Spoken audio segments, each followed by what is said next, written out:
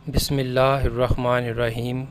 Welcome viewers, my name is Shahzad और आज हम अपने इंग्लिश बोल चाल का सबक नंबर 32 स्टार्ट कर रहे हैं, जिसके हर वीडियो में रोज़मर्रा इस्तेमाल के 10 फ़िक्रे शामिल होते हैं जो कि सादा मगर कारआमद होते हैं। Let's start the episode number 32। आज का सेंटेंस नंबर 1 और ओवरऑल सेंटेंस नंबर 231।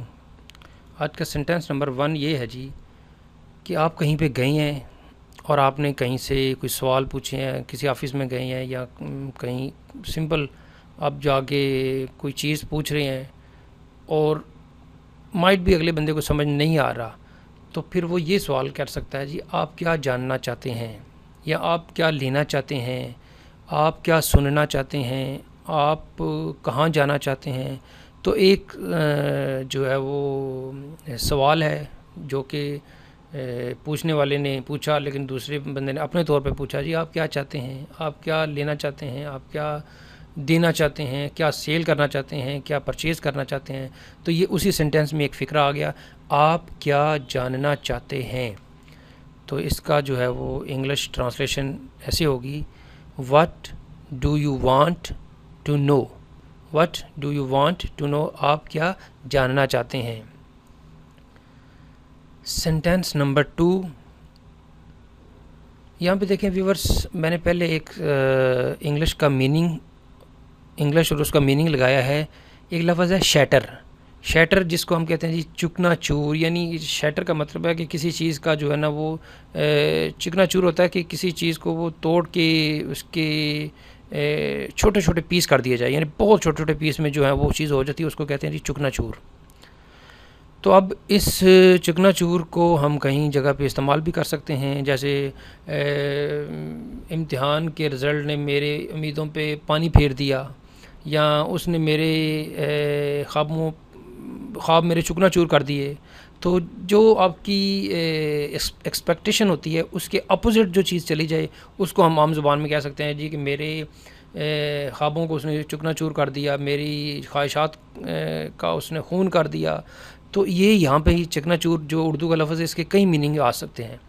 तो यहाँ पे हम जो है वो सेंटेंस नंबर 2 अपना जो है लगाते हैं जी, तुमने मेरे ख्वाबों को चुकना चूर कर दिया है। यानी तुमने मैंने जो ख्वाब सोचे हुए थे कि जी ये तुम ये करोगे, वो करोगे, या फ़लाँ करोगे, या मैं ये करूँगा, तो कोई एक बंदा जो है वो दूसरे बंदे को कह रहा है कि तुमने मेरे ख्वाबों को चिकना चूर कर दिया है। बेतहाशा जगहों पे ये लफ्ज़ यूज़ होते हैं कि कोई एक्सपेक्टेशन थी बंदे की दूसरे बंदे से, तो वो नहीं उसने की, तो उसने कह दिया जी सिंपल कि तुमने मेरे ख्वाबों को चुकना चूर कर दिया है। तो इसको हम क्या लफ्ज़ बोलेंगे, you have shattered my dreams. You have shattered, तुमने चुकना चूर कर दिया है, माई ड्रीम्स, मेरे ख्वाबों को। जैसा कि मैंने पहले भी बताया था कि जहाँ पे हैज़ और हैव होगा वहाँ पे वर्ब की तीसरी फॉर्म लगेगी। ये यूज़र गाए बगाए इसको आप रिपीट करते रहें, मैं भी इसको याद दहानी कराता रहूँगा, क्योंकि जो ग्रामर है वो एक तो हमने उसकी सीरीज़ शुरू की हुई है, लेकिन यह कि ये बार बार लफ्ज़ों का याद रखना कि जी हैव के साथ, हैज़ के साथ तीसरी फार्म लगनी है, इसका और क्या क्या इस्तेमाल हो सकता है। तो एक एक छोटी से छोटी चीज़ के ऊपर जितना आप रिसर्च करेंगे, सोच विचार करेंगे, उतना वो चीज़ आपके कंट्रोल में आती जाएगी। तो यहाँ पे क्या फ़िक्र था जी, तुमने मेरे ख्वाबों को चुकना चूर कर दिया है, तुमने मेरी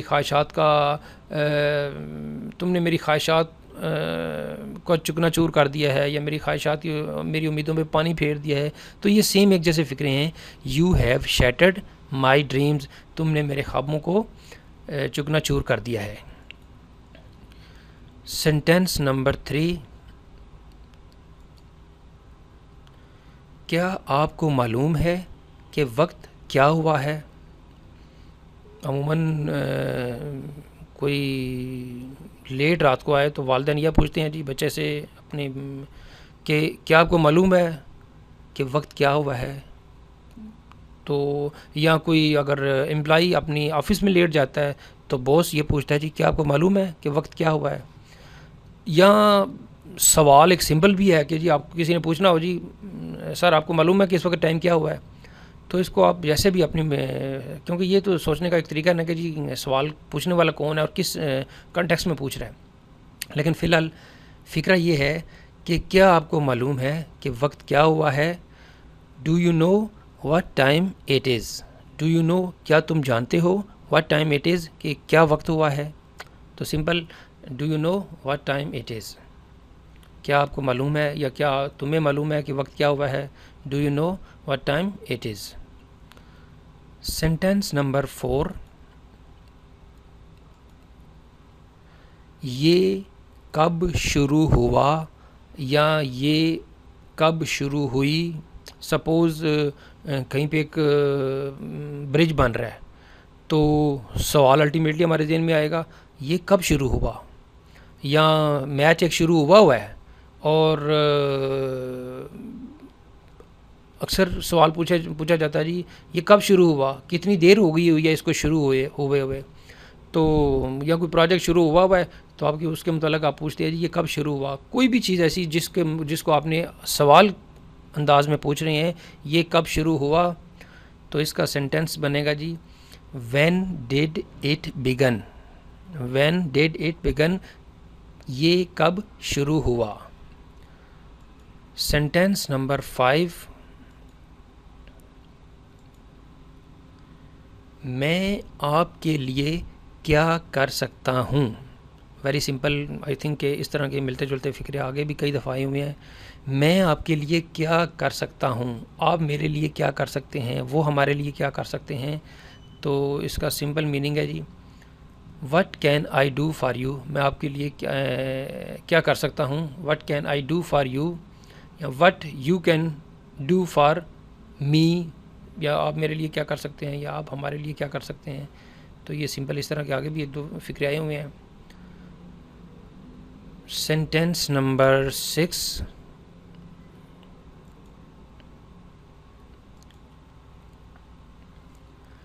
मैंने उससे पूछा कि पहले कौन आया, या उसने मुझसे पूछा कि पहले कौन आया।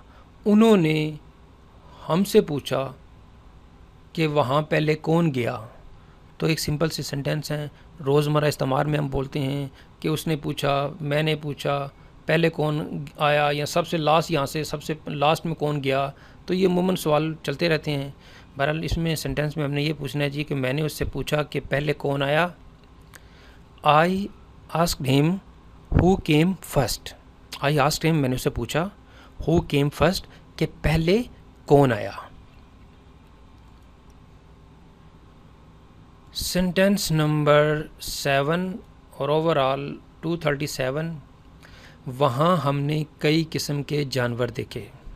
पॉसिबल है आप ज़ू गए हों या ऐसी जगह पे गए हों जहाँ पे पार्क गए हों, तो आई थिंक कि ज़्यादातर जानवर तो ज़ू में ही होंगे।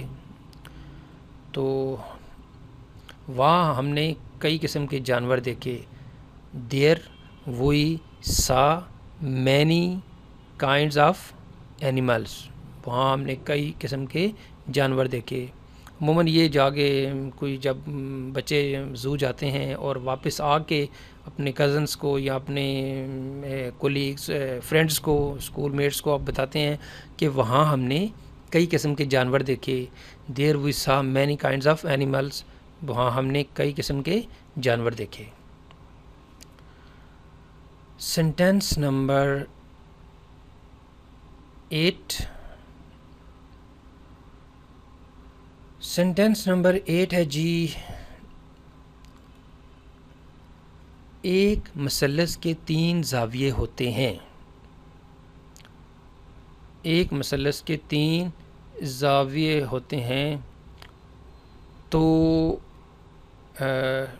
ये मसलस की एक शक्ल है सामने। तो मुसलस एक सपोज़ एक मैथ के टीचर हैं, वो क्लास को पढ़ा रहे हैं, बता रहे हैं कि जी एक मुसलस के 3 ज़ाविये होते हैं। तो अगर उन्होंने इस चीज़ को इंग्लिश में एक्सप्लेन करना है तो उसको इंग्लिश में कैसे एक्सप्लेन करेंगे। A triangle has 3 angles. A triangle, मुसलस यानी ट्राइंगल, ये मैथमेटिक्स का एक क्वेश्चन भी हो सकता है। ट्राइंगल जिसके 3 एंगल होते हैं, एक मुसलस के 3 ज़ाविये होते हैं। ए ट्राइंगल हैज़ 3 एंगल्स।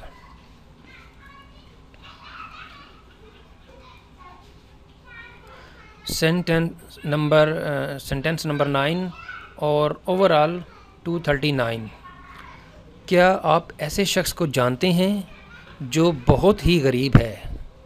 क्या आप ऐसे शख्स को जानते हैं जो बहुत ही गरीब है? इसका सेंटेंस हम ये बनाएंगे, सपोज़ कई रीज़न हो सकते हैं जिसमें ये सवाल पूछा जाए कि क्या आप ऐसे शख्स को जानते हैं जो बहुत ही अमीर है, या क्या ऐसे शख्स को जानते हैं जो बहुत ही अमीर है, क्या ऐसे शख्स को जानते हैं जो कि बहुत ही रहमदिल है, क्या आप ऐसे शख्स को जानते हैं जो कि रियाजी अच्छा पढ़ा सकता है, क्या आप ऐसे टीचर को जानते हैं जो फ़िज़िक्स अच्छी पढ़ा सकता है। तो इस तरह के हम जो है वो फ़िक्रे बना सकते हैं। तो फ़िक्रा क्या बनेगा?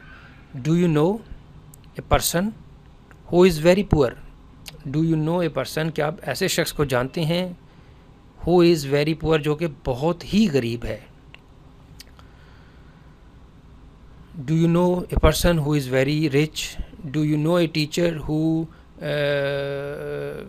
Is very kind?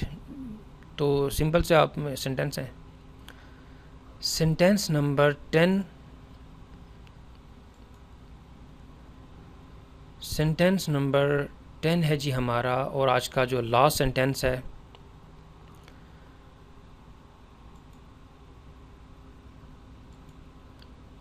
हम सैर करने पेरिस जा रहे हैं। हम सैर करने पेरिस जा रहे हैं, हम सैर करने लाहौर जा रहे हैं, हम सैर करने किसी कंट्रीज़ में जा रहे हैं, किसी शहर में जा रहे हैं, किसी जगह पे जा रहे हैं, हम सैर करने चिड़ियाघर जा रहे हैं, या हम सैर करने नारान कागान जा रहे हैं, हम सैर करने सवात जा रहे हैं। तो किसी भी लिहाज से आप फ़िक्रे को जो है वो अब ले सकते हैं। तो इसका सेंटेंस क्या बनेगा जी? We are going to visit Paris. We are going, हम जा रहे हैं, टू विज़िट, यानी विज़िट मीन सैर भी हो सकता है, जिस तरह हम आम ज़ुबान में हम कहते हैं जी कि ये विज़िट वीज़ा है। विज़िट वीज़ा मीन कि जहाँ पे आप जा सकते हैं, चाहे उसको तफरीह कह लें, सैर कह लें। तो यहाँ पे क्या फ़िक्रा बनेगा? We are going to visit Paris, हम पेरिस की सैर करने जा रहे हैं, या हम पेरिस सैर करने जा रहे हैं।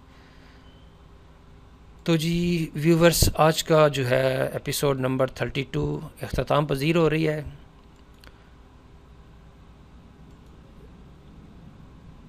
अगर आपको ये वीडियो पसंद आता है तो व्यूज़र आपने क्या करना है जी कि इसको सबसे पहले आपने इसको लाइक करना है, फिर आपने इसको सब्सक्राइब करना है, और फिर आपने साथ ही इसको शेयर कर देना है। और मज़ीद मालूमात के लिए आप हमारी वेबसाइट जो है वो विज़िट कर सकते हैं www.onlinequizacademy.com, और आप हमारे फेसबुक के पेज को भी लाइक कर सकते हैं जिसका नाम है जी facebook.com/A+ Academy। दोबारा रिपीट कर देता हूँ, facebook.com/A+ Academy। अगली एपिसोड अगले वीडियो के साथ फिर हाज़िर होंगे। तब तक इजाज़त दीजिए। अल्लाह हाफिज़। अस्सलामु अलैकुम।